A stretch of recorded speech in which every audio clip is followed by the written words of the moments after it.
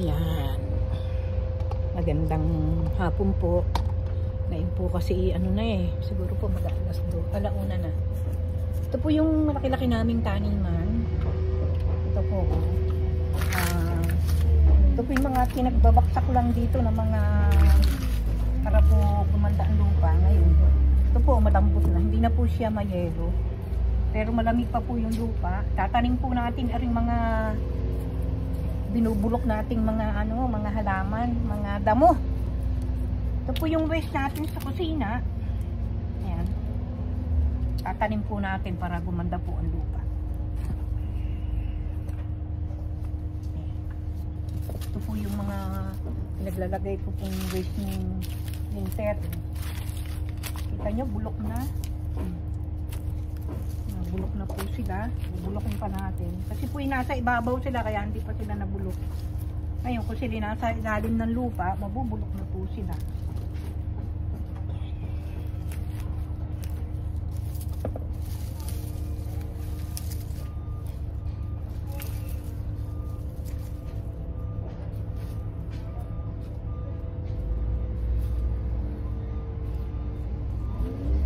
Ganito lang po ang ginagawa kong para lang po mapaganda ang lupa. Ngayon po, itong ating inanong lupang ito, itatabon po natin dito. Ayan. Tatabon po natin. Para po mabulok. Kaya ito po, ready na nating pagtaniman ito ng kahit ano. Marami po akong pananim. Marami po akong binhing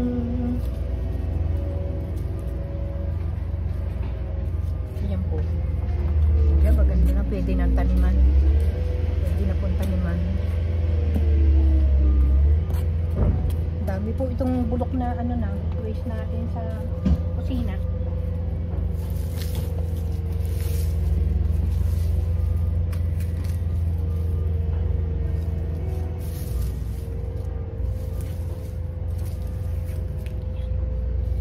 Po natin ito. Ganito lang po ang ating gagawin sa mga para hindi po nasasayang yung ating po mga ginamit sa kusina na mga na sila, waste na. Ganito lang po. Tapos lagay natin dito sa ilalim. Pagiging lupa na po sila. Itlog.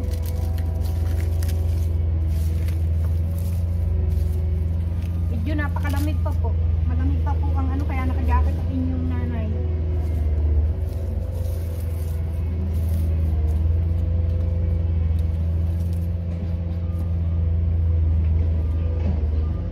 Kanina ang sukat ngayon. Malinis na.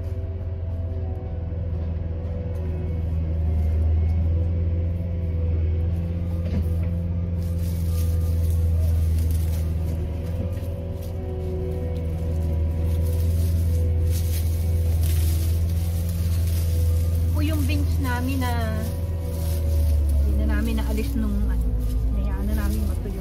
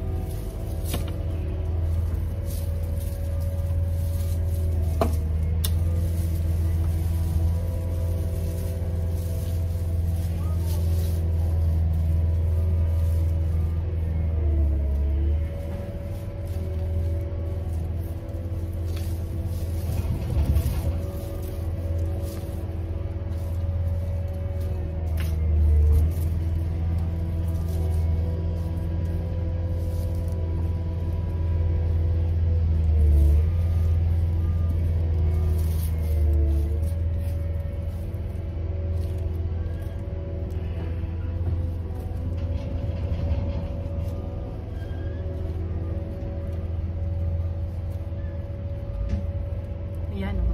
Maganda na. Ano po? Pwede na natin taniman.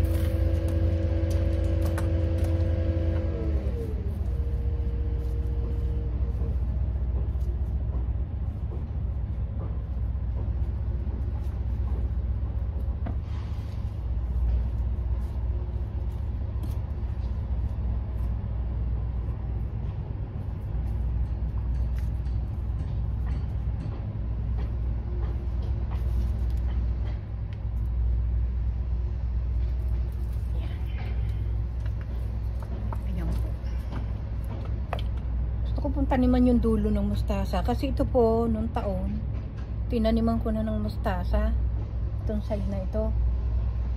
Parang gusto kong doon naman siya itanim. Lagyan lang po natin ng damo.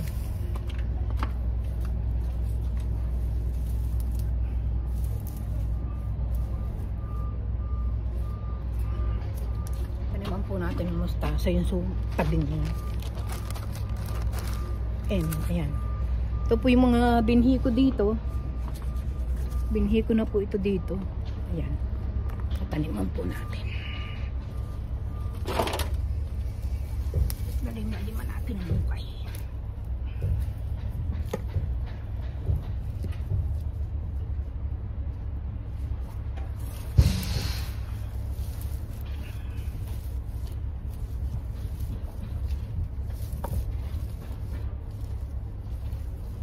Hindi po kasi ako nakagandahan dito ng lamang kasi po ay ang araw po ay hindi po siya masyadong naiinitan.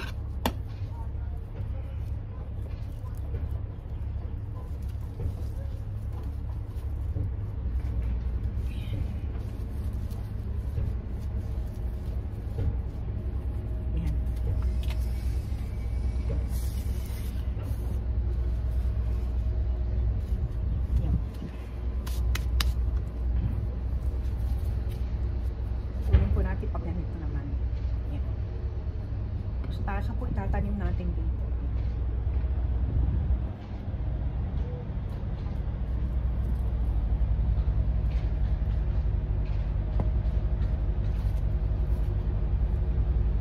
Meron po ako natitirang burong mustasa.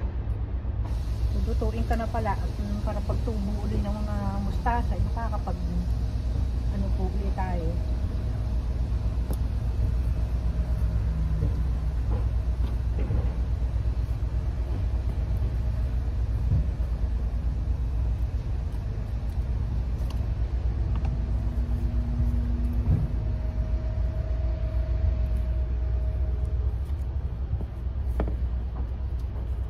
Dito na lang po, gagawin po natin 3 taniman ito, 3 klaseng pananim ang ating ilalagay dito. Ayan. Tatanim na po tayo ng mustasa. Ayan.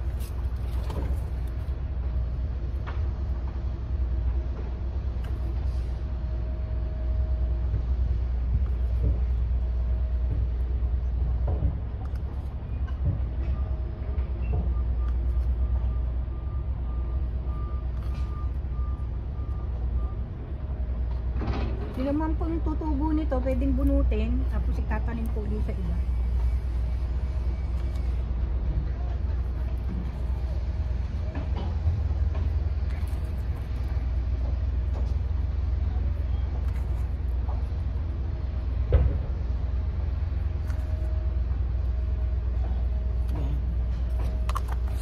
Ayan po.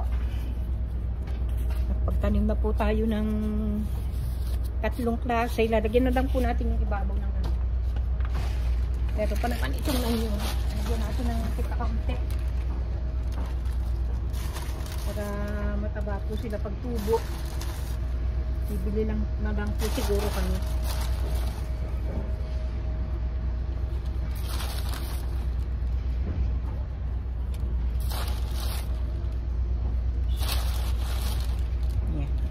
Lagyan ko na lang po ito ng pangalan.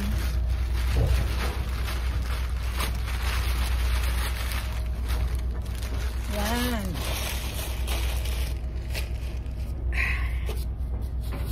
Yan po.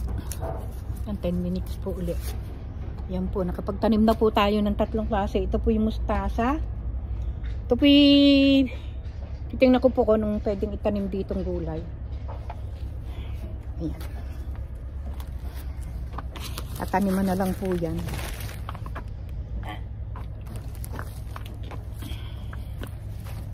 Kaya sige po, hanggang dito na lang po uli ang aking video. At ito po yung ating naitanim na. May tanim na dito. May tanim na dun sa dulo. Pag ano po ay bukas na po lang po uli. Bye bye po. God bless you all po.